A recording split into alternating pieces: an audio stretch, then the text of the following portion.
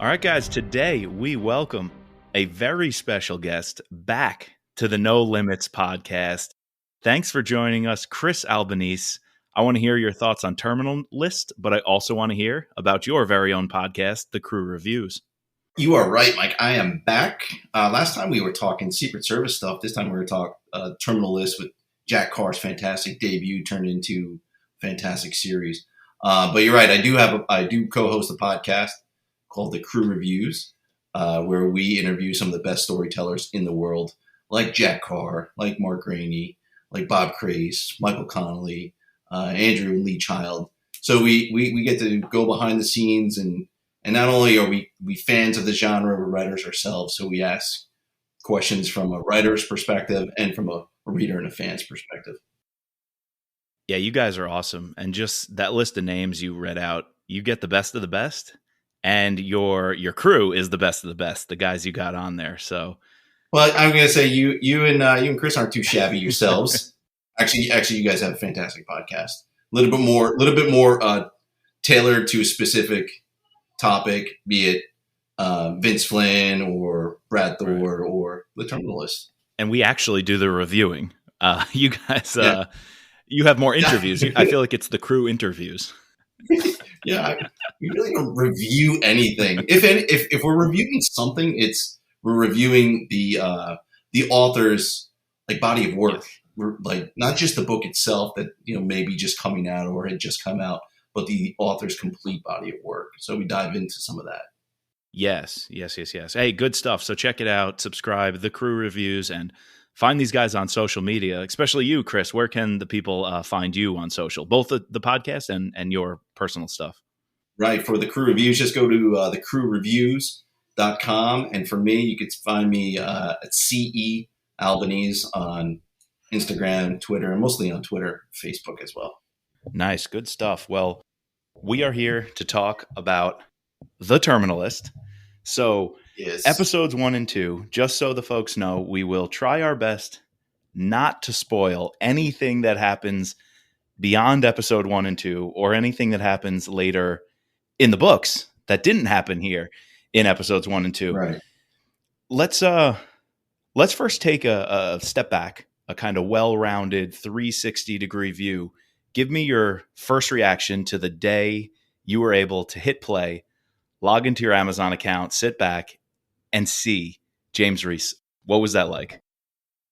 It was pretty cool. It was a long time in coming. We've talked to Jack Carr several times, and we were talking about the adaptation of his books into the Chris Pratt film. And to see, as a writer myself, but to see one of your characters up on the screen, that is like the best of the best. And you get Chris Pratt doing it. I don't know if it was because we talked to Jack Carr so many times about it, but he was James Reece. Like I couldn't think of anyone else up on that screen. Like Chris Pratt was James Reece. Yeah, it's crazy how Jack knew that. Writing the story, he just said he had this epiphany that he wants it to be someone who's not so well established in the genre that they could take on the role, but someone ready for that next step in their career. And I mean, maybe my first reaction to that announcement, I wasn't sure about Chris Pratt. Just he's the goofball, right? He's Star-Lord and the backup character on, Parks and Rec. But the moment you see him on screen in this, he's commanding the guys, preparing for the op, he's perfect. It just fit like a glove once you actually saw it on screen. And not only, you could tell what a versatile actor he is because when you look at Star-Lord in The Office or Jurassic World or Dominion, the movie that just came out, he's a completely different character as James Reece. And you can see it in his face, and there's so much depth in his eyes. And it was one of the things I noticed in the first couple of episodes, because I actually have not watched past. I wanted to talk to you guys first, episodes 1 and 2. I actually haven't watched past episode 2. But there was so much depth and emotion conveyed in Chris Pratt with just his eyes. And it was very compelling to see him as an actor, knowing all the other work that he's done, to see that come out. And I was impressed. Yeah. And it wasn't just the stuff in that opening scene, which, man, I want to get your take on, specifically someone, who's well-trained in in security, defense, being a Secret Service agent your whole career, but and actually how guns are handled, right? In all the scenes, Right. obviously it's Jack Carr, right? You're going to get the gun enthusiast. That's your primary crew. He also got, like you were saying, through his eyes, the family connections. Anytime he's with Lauren and Lucy, you completely buy into that role of him as a father, but also dealing with, his job and what's on his shoulders. And you're so right. Just and eyes play a big role in episode 2. We're going to get there later. He can even see his assailant's eyes when he's fighting him, and that's going to be a big clue. Right. So Yeah. that's interesting. You picked up on that, acting through your eyes. It's a huge thing. I was so impressed with it. But I would tell you, just overall, the first 2 episodes, I just want to give just this brief feeling I had with just, and then we can get into the nitty gritty. But the overall feeling I had, and now I have read all of the books, right? So I know what happens. I know where the end is. I know the end game. Like, I know the story arc. But I got to tell you, the way that the script was written, even knowing what's going to happen, I was still questioning, because there were some changes to the story in the script. I was questioning what the hell was going on. Like, is it going to end the way that the books? Is it going to go in that direction of the books, or is it not to be too spoilerish, but is there something going on with his mental capacity where it is not right, real, and it's all just made up? And I was like, holy crap, they did that so well. I was just blown away by that part. Yeah, I still don't know if Boozer was at the bar with him or Boozer was on the plane with him. Like, I don't know. Yeah. Yeah. I don't think he was. I think his bell had been rung really, really bad in those tunnels. And he was just seeing shit. Because I think at one point, one of the NCIS investigators says, no, he came home 2 days prior to you. Yeah. I mean, I was thinking that, but then I'm like, couldn't Josh Holder, the NCIS agent, just have altered the documents? Isn't there also a pattern of these guys, kind of covering something up? And we know from the books, Josh Holder is definitely one of the main bad guys caught up in this cabal of people manipulating the record, trying to get what they want. So I don't know. I'm still torn on that, even though you're right. The record did say, no, you're wrong, Reece. Like, this is wrong in your head. You're messed up. I still question it. I know I jumping ahead, but the very last, let's go back. We'll get back to it, but I want to mention something. The very last scene, one of the very last scenes of episode 2. But let's go back. Let's just start at the beginning. Let's start at episode 1 in the beginning, where James Reece is they're doing a pre-op and they have all the information of their target. And in the books, it's different than the adaptation to the screen. Where in the books it's on a mountaintop in Afghanistan, right. And in the television series it's Syria, and it's these tunnels underneath this secure compound. And they send in the SEAL teams. Two I think it was 2 fire teams. I think there were 2 teams of 8. Mm-hmm. And what I thought was pretty cool is they brought the EOD guys in, and you could see the EOD guy with his dog, his hand. Right. You can see the handler with the dog, and it's muzzled, but that's a bomb dog. And they even mentioned the EOD. And for people who aren't familiar, EOD is explosive ordnance. Those are the guys who do the find and function, right? They're the ones who go and find the bombs, find the tripwires, which come into play in the beginning of episode 1, because that tunnel is completely wired with Syntax. It's a scary thing for those operators to be going through that tunnel. Right. First of all, there's bad guys all around, but to know it's wired right above your head, it can explode at any moment. Let me ask you, you're talking about the EOD and having the dog, and they find the tripwire. I've heard, and this was a ridiculous, and in case nobody heard my first reaction, and Chris, if you didn't, I did a 10-minute reaction the minute I turned off the first couple episodes, and I just got some thoughts out, and I ended up by saying the critics can go scratch. I'm sick of some of these headlines that are ripping it apart. On Rotten Tomatoes, a 34%, a rating of 4.5 out of 10. Now, granted, I haven't seen the whole show, but based on where I'm at and viewing it after 2 episodes, No way. No way. And one of those reviews, it was one of these Hollywood media, blog outlets, the mainstream outlets, right? There's too much Right. military jargon. You will not enjoy the show if you're someone who gets confused by contact rear or, something like a QRF team. And I'm just like, there's no way you're giving it a bad review because you think it's too technical, and it's not even that technical. I'm just a thriller reader, right?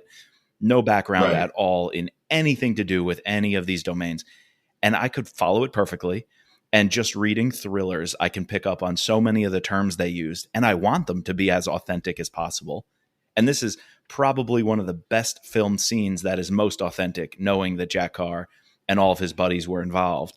Yet some of these mainstream media outlets are reporting that that's a negative of the show. So do you like this realism and how authentic it is, especially on that opening scene with the ops? I love it. Yeah, that's what I want. Exactly. That's why I'm tuning in. That's the audience that is tuning into this show. Right. People who what I don't get is the readers of these books, people who watch those type of shows, are savvy enough that if they don't know what a QRF is or contact rear, by the context of it and watching the film and watching the cinematography, which I thought was fantastic. Excellent. You're able to pick up on that stuff. Like, oh, I get it. There's an attack going on behind them, or the Marines are coming. Like, you'll be able to get that. I thought those were, and I purposely did not look at those reviews. I did hear some chatter on Facebook and some of the groups for the Terminal List about that stuff, and I was just like, well, first of all, I'm not going to let someone like that tell me whether the show is good or not. I'm going to see it for myself. Absolutely not. And make it determination. I mean, it's so ridiculous. You want to hear how ridiculous this is? The critic score is 34% on Rotten Tomatoes. The audience score, 92%. And I only care about the people score, right? The people, right. Like Jack's writing the books and Antoine Fuqua's directing the show for the people, right? For the people who want it. You're not, thank goodness they're not writing it for the critics. One review even said, oh, there's no way Chris Pratt or anyone's going to get an Emmy for this one. And to me, it's not why you tell a story. That's not why you become a writer. That's not why you become a screenwriter. You do it to have a product that people enjoy, that entertains them, that they want to spend time with, they want to invest time in. And the critics, they can go screw themselves. Here's another part of that narrative. Most popular TV right now, Terminal List is in the first place with 34% from the critics. And everything else on the list is 91, 98, 85%. How is this the most popular show on TV at 34% critic rating? And everything else, quote, popular on TV has a 90 or 80% critic rating. There's a narrative here, isn't there? Always, dude. Law enforcement, military, I think right now just get a bad rap. Right. Don't you think? Don't you think? And they're just looking for excuses, looking for ways of just knocking books or movies or TV series, just knocking it down a notch. But, look at that number is so jarring, the disconnect between the audience and the critics. I think critics can look at Maverick. Look at Maverick. You make an unabashedly pro-American military movie that throws back to the 80s. You do it with respect. Right. You do it with reverence. And it becomes, one of the top, what is the fifth highest grossing movie or something like that. During a time when movies aren't really making any money in the theaters. Yeah, right. I hope Hollywood and I hope all the elitists learn from both what the Terminal List is doing, what Chris Pratt is doing, and what movies like Top Gun Maverick did, that you don't need to push your agenda on someone through your storytelling. You tell the best story for the people who are investing their time in that entertainment. And if you tell it well, if you shoot it clean, that's what's going to win. It shouldn't be about Emmys, awards, and good write-ups from, HollywoodReporter.com. Mike, I don't even think the Terminal List doesn't have an agenda. The agenda is to tell a compelling story that, sucks people in, sucks the reader in, sucks the viewer in, and gets them attached to the characters. Exactly. All right. I'm going to get off my high horse on this because I want to get your take on some of the other scenes. So I'll let you choose who you want to run with here. We've got Lauren, Lucy, Ben, Katie. Who for you was hitting out of the park of those characters. Well, Lauren and Lucy, they get a limited exposure time on the screen. I would tell you, I took a couple of notes because I knew you and I were gonna talk about this. I took a couple of notes of my emotions, as if you were watching it. And so when James Reece returns stateside. And actually, he doesn't go home right away. Sees Ben, but when he does go home, I got choked up when Lauren hugs Reece. Yeah, and there was just so much emotion. There was hardly any words, but there was just so much emotion in that connection between the two because, as a military wife, she knew all those families. She knew the spouses, the girlfriends, the mothers, the fathers, the children of those operators that were killed on that op. And they were Reece's men. Like, he was in charge of all that. So she knows the burden he's going to hold within himself. And I got choked up on watching that. So I thought she was a fantastic actress character for that. I thought the connection between James and his daughter was really amazing. I got to tell you, when he shows back up and sees them both, you see legs at first when they've been murdered, and then he sees their bodies and he just sits there and here's a man who has all of these capabilities, right? He is the tip of the spear, and there's nothing he can do whatsoever. Zero. And he's completely lost there. Yeah. I was just going to say, when I read that in the book, I can remember how hard it hit me. And it was so deep. I wasn't sure how that would translate on screen, right? And Chris Pratt's reaction when he gets home, and even on his way home, is building so much tension that you could just see how broken he is. I thought it was probably the clearest point where the show got out of me exactly what the book got out of me my first time reading it. That scene, and I wasn't sure if they would do it. Time was running out, right, on the episode. Yeah. And I'm thinking, this is like, the book kicks off with this just a couple of chapters in. It's such a defining moment in everything we know about Reece and his arc. And episode 1, time was ticking away. I was kind of sitting there thinking, are they going to show it? And are they going to do it? Because Lucy and Lauren are slated for all 8 episodes, the actresses. So I'm thinking, are they going to change the story that much? And then no, they hit you with it. And Chris Pratt brings out so much emotion. You're absolutely right. That scene was powerful. It was crazy. It was one thing that I wish they had shown. In the book, there's the police officers show up. They're doing the crime scene, and one of the detectives is looking at all the books on the bookshelves for James Reece, and he mentions the Book of Five Rings. I think it's a Japanese like warrior type book, and I had never read it before, and I specifically purchased it because it was in the terminal list, and then I read it afterwards. I was hoping that they would show that because it just shows you the like, he's capable, James Reece is capable, but it just shows an extra layer of depth when the police officers are like, holy shit, look at all these books, like, I'd hate to be on this guy's list. And I thought that would have been pretty cool. They didn't show that, but that's completely fine. Though, I think there's a parallel because that was a cool scene in the book, and it was just a couple of lines, if I recall. But the cop looking at James Reece's house taught him and taught us, the audience, so much about who Reece was as a student of war, not just a warrior, but a scholar, of warfare. Right. And here, I actually got that. It was kind of like they updated and replaced it with how Reece has been tracking Kahani. You kind of learn these little tidbits that it's been, I think since 2018, he said, 4 years his team has been collecting everything they can and trying to get this chemical warfare engineer working for Syria and Iran. So yeah, I feel like little tidbits like that taught me about the background of the TV show Reece, that he is also on this track or on this one path that he is putting everything into, the same way the Reece house in the book taught you about the character. They kind of replaced that here with what his troop has been doing for 4 years. Pretty cool. And then you get when he's talking to anyway, let's move Yeah, on. Let's I talk was going to say about Katie. the next I part. want to hear your thoughts on Katie because, again, changed a few things from the book, not just the physical characteristics of who she is, which is secondary, but it's more Katie seeking out Reece because she wants the story of how overexhaustion or mental health and our people on the front lines are maybe not being fully supported. So she's kind of like an Right, investigator who wants to uncover some truths and ultimately help right. people. In the book, Reece really links up with her as an old friend and goes to her to help him.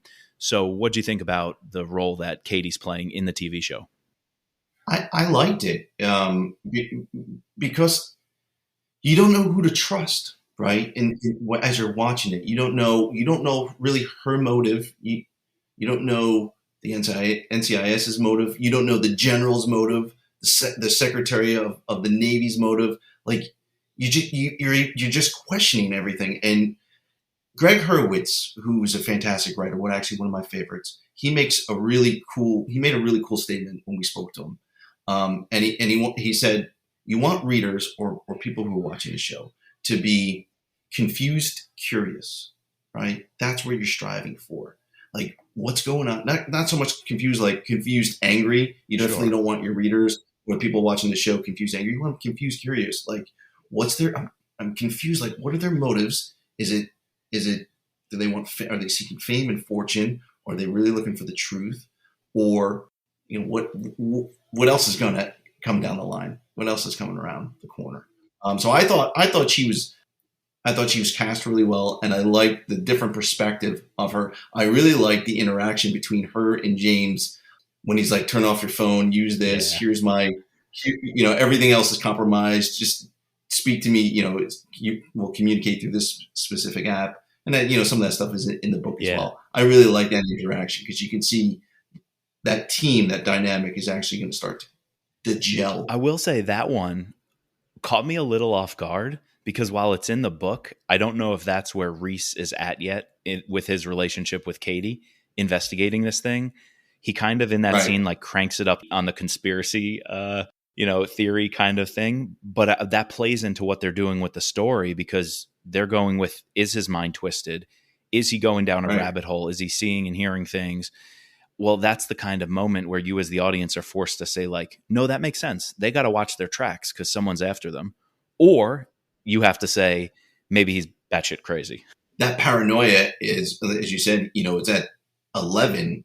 And for the investigative reporter, it's kind of like, okay, should we be at 11 or are you the guy? Like, what's going on here? You're a little crazy. All these murders have happened.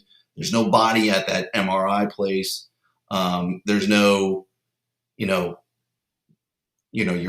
weapon and all that stuff. Right. Like there were some strange things going on. So you really don't know. And I got to tell you, I was questioning his mental state because of him coming back and then at the very end, I still was questioning because he was looking for that knife wound. Yes. In episode 2. In Holder's arm. And I was just like, what the? And it wasn't there. And I was like, oh my gosh. And then it was, at the very, very end of that episode, you're, as a viewer, you get some like, aha, yes. There it is. That's part of that confusion, right? Like, we're confused. Is Reece crazy and seeing things? Did he really fight the two guys at the MRI machine in the doctor's office? Well, if Holder's arm doesn't have it, is he wrong about seeing the assassin's eyes? Or was there truly another guy? Because that's Reece's conclusion is, all right, maybe you weren't the guy I fought, but there's another person in this conspiracy. And we don't know. And I got to tell you, as someone who has read all the books, right? I liked it because it added an element of not confusion, but questions that I wanted answered. And as an author, you want people to turn the next page, right? Or to watch the next episode. And it compelled me, even though I had read the stories and I knew what was going to happen, it compelled me to watch the next episode because I was like, I want to see where they go with this. This is interesting. I like this take. So true. And on the artistic, creative side of things, we're getting weaved throughout some of these scenes, the funeral montages. And the way they repeated it and how Secretary Hartley can say the same line with such casualness over and over and over again. It's like she's repeating it and then slamming the trident into the coffin and the music playing. that kind of adds to the narrative, is all of this building up to make Reece crazy, right? Or is he onto something that it's almost like an orchestra conducting this whole thing, and he's seeing the individual players and he's starting to put them together and say, oh, they're all playing in sync. So something deeper is going on here. I thought weaving in the funeral montages continues that mystery of, is he crazy? And all this PTSD is kind of building up in him. And also the flashback with the bird hitting the window, which pays off in episode 2. They're really tricking us. Can we trust Reece? Is he a reliable narrator or not? And you got to watch to find out. Yeah, you do. I mean, even with the Lucy's drawing of her family with Reece. And he's just like, that's great. You're getting really good. And she's like, you're silly. I showed this to you before you left. And Reece was like, holy shit, I don't even know. And then that creepy scene where he sees himself on the bed looking at the picture. Like, did that happen? Did he see the picture before he deployed? And also when he's listening to music, he's in like this sunroom or room in the house. And he comes to, because he just had a flash of him holding his weapon, his own weapon, in the MRI place to his head. And you're just like, what the F is going on? And like, I've read the books. I'm like, what's going on? And that is just really cool storytelling that makes the TV show fun for people who read the books. So I'm glad I know everything that happens in the Reece storyline of the books, yet I'm still like a novice or a beginner watching the TV show, even though it's giving so much respect to the universe, to the characters. It's respecting it, it's building on it, but it's still giving us something to need to keep going and figure out. I honestly think there was a fantastic choice of adding that psychological element to it to go with the story, as opposed to just strictly adhering to the Terminalist book, which would have been great as well. It would have been fantastic. Sure. But I think this adds a little bit more depth to it for television, and it works fantastic. Like the cinematography, whatever lens they're shooting that through, it just looks really cool and adds to that mysterious, like paranormal, psychological, like what's happening, what's going on, and they capture that through the lens of the camera. Whatever they're shooting it through, it just looks really it's cool. Gritty. It's dark and gritty. The creative cinematography choices mirror very well the storyline adaptations that they created for the show that aren't necessarily in the book. They really go hand in hand, which is one reason why you think the critics would like it if they didn't have a narrative. But I'm going to table that for now. We've been down that path. So we're kind of doing two things. We're getting towards episode 2. So I do want to wrap up getting your thoughts on that. And since we're mentioning the book a lot, how cool was it that I would say almost 1-to-1, exactly like it was in the book, Reece sneaking into Josh Holder's apartment? It was so cool to see that episode, to see that scene where he's walking through and he's snapping the photos of the door handles to keep the locks so he can go work on that later. Asking the questions, the room number, seeing the beach, seeing the access, the bike path, run path, like seeing all that stuff visually now instead of just in my head. I loved it. And the conversation he was having with the real estate woman who was showing in the house as well. I thought, I'm like, dude, Reece, Chris Pratt switched on a dime, and it was so cool to see that. Like, he was so focused on the mission, but when he interact with the woman showing him that the apartment, he was a totally different person. And I love seeing that switch immediately. Dude, I thought the exact same thing when he was touring that apartment building. I mean, you think he's like some San Diego suave businessman, banker or something. I'm like, how are you doing this days after you went through all that trauma? And the thing is, and this happened in the book, he did it out of necessity. That was step 1 in his plan, to find out who's behind this. And guess what? His training kicks in. I'm going to do whatever it takes to adapt to the situation. And in this situation, he needed to get into the apartment, and he did what it took. And yet he flipped that switch as an actor. Like, that was incredible. I loved it. And it was so cool. Going forward a little bit, where he's got the lock in a vise on his workbench in the garage, and he's working at it. He's waiting. He doesn't get it right away, and he's working at it. And then And then it just It clicks. clicks. Right. And I was like, oh man, like my man's going in that apartment. And I knew he was going in the apartment. Yep. I'm like, but it's just going to be so cool to see him do that. And what's awesome is we got another name, which is definitely a name for the list.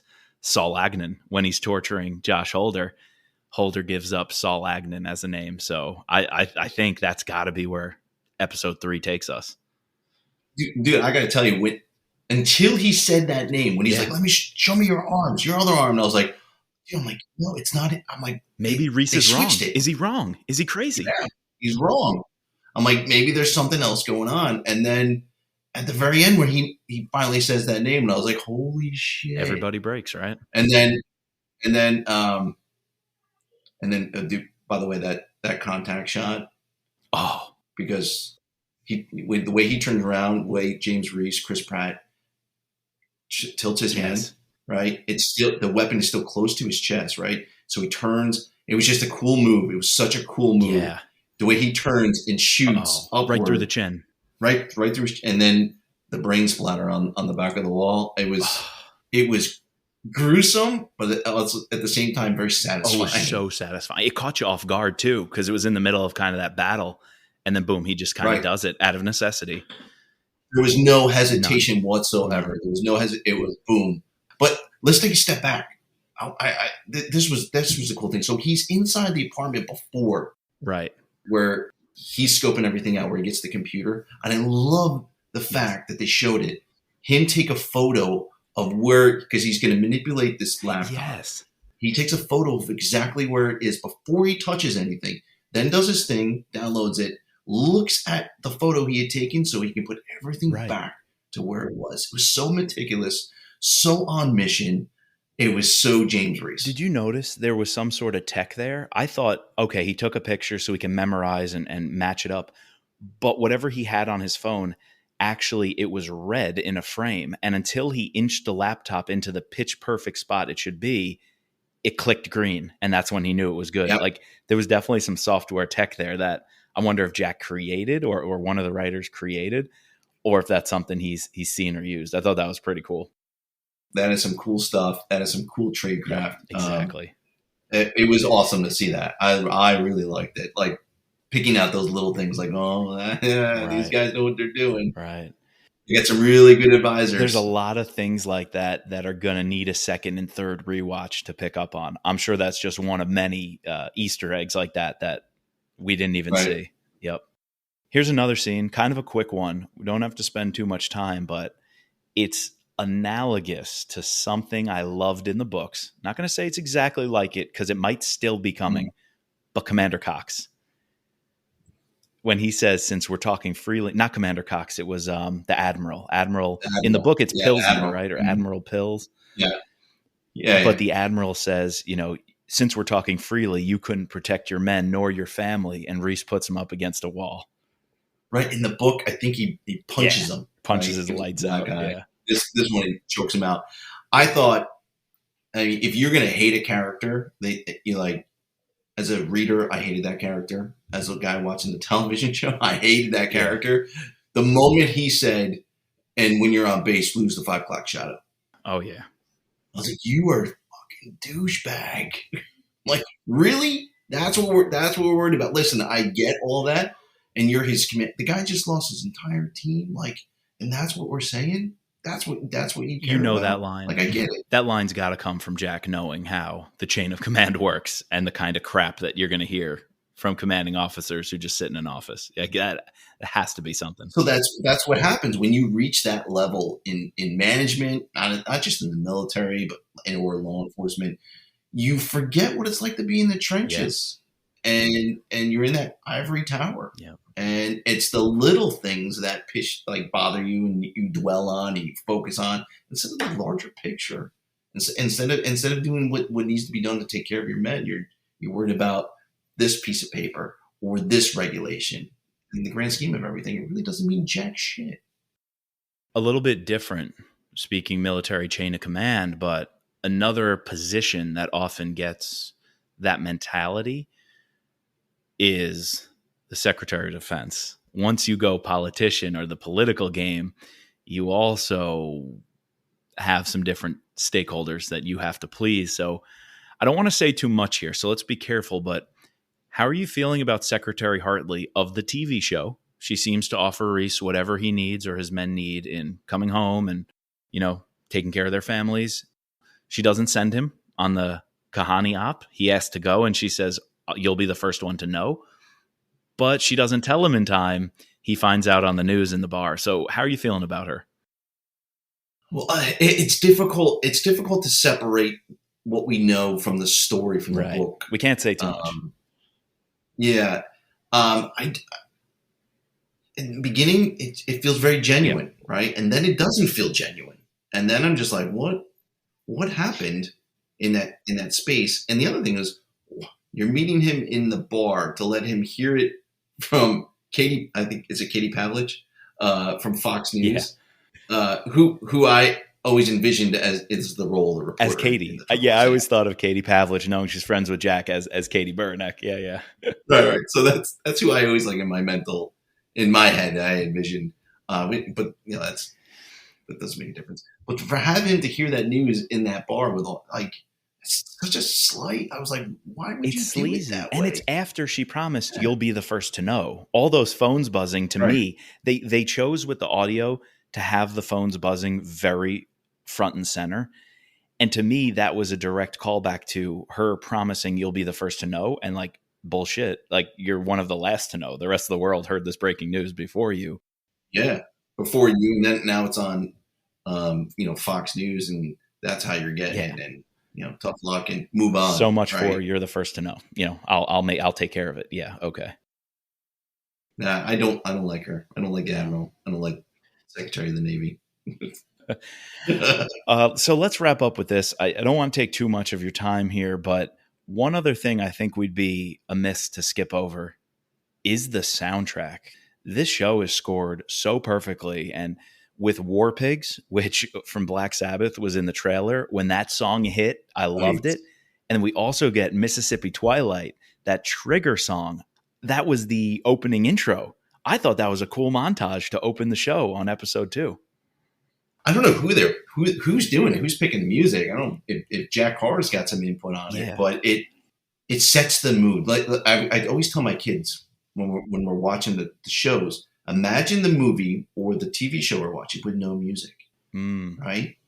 And it's completely different. You can just have people talking or an action scene or something. But if there's no music, there's so much. We were talking about characters and you, like James Reece, Chris Pratt, you see the emotion in his eyes and actors, but there's so much emotion and information conveyed in the choice of the song, in the score, the music, just in the background, that viewers, the sight, the sounds, the smells, you get it all. And it could just be triggered by the music. I thought it's extremely well done. And I'm glad we get to see that opening intro 6 more times in the other episodes, because it too had a lot of little Easter eggs in what it showed. So maybe Chris and I will have to do a whole episode on just that intro and a lot of the objects that they're showing on it. Dude, you totally can do that. But here's my thing.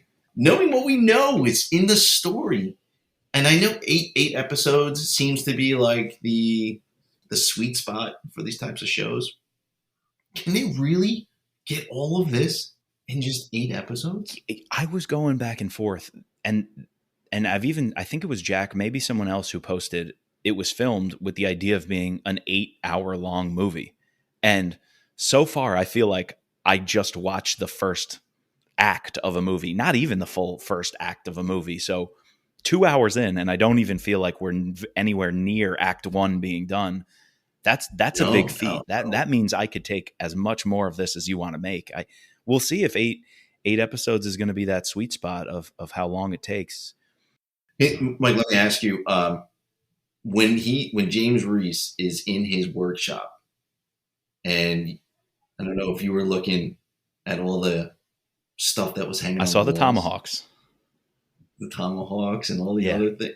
I was looking at that. I'm like, their set designs are well done and very meticulous, and there's attention to detail, not just in the dialogue, not just in the action scenes where the operators are holding their weapons properly, the fight scenes, but the attention to the little things, like I love that. I loved all that stuff. There was so much realism to it, even though it's a work of fiction. There was so much realism to it, and that is something I crave when watching a show. Absolutely. Like this. I mean, and the Land Cruiser, right? You had to get the car. No, Right? yeah, I bet that was part of the deal. That's all Jack was like, I'm not selling the rights to this show. I'm not putting ink on paper unless we get this exact Land Cruiser in the show.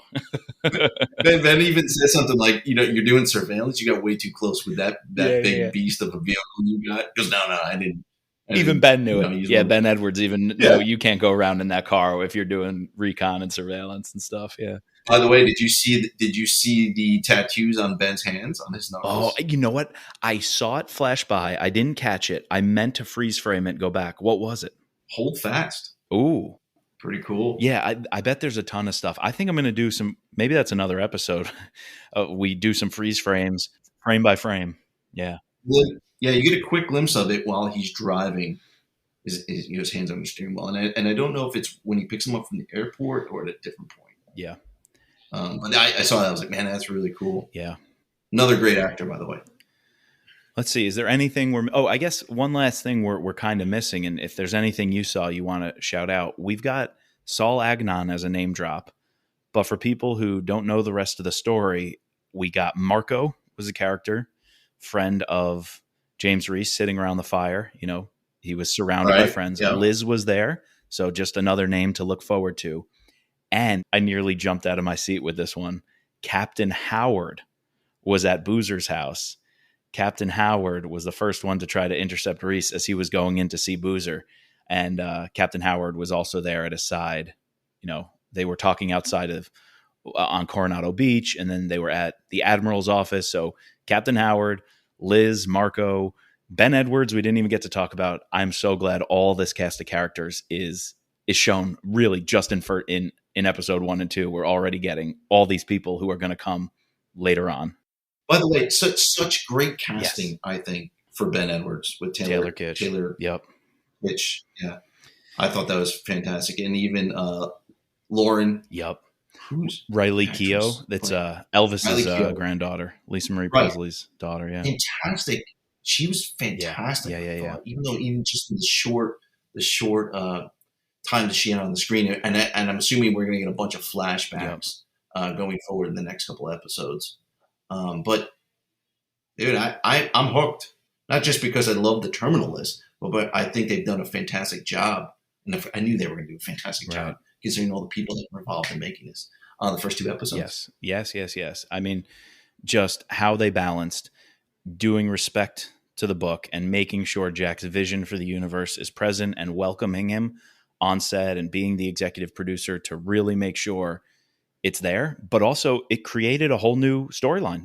A lot of this is a new storyline that I'm excited to follow. So it's a perfect balance that can bring new people in. It can get the old readers hooked and bring them back in to want to revisit it.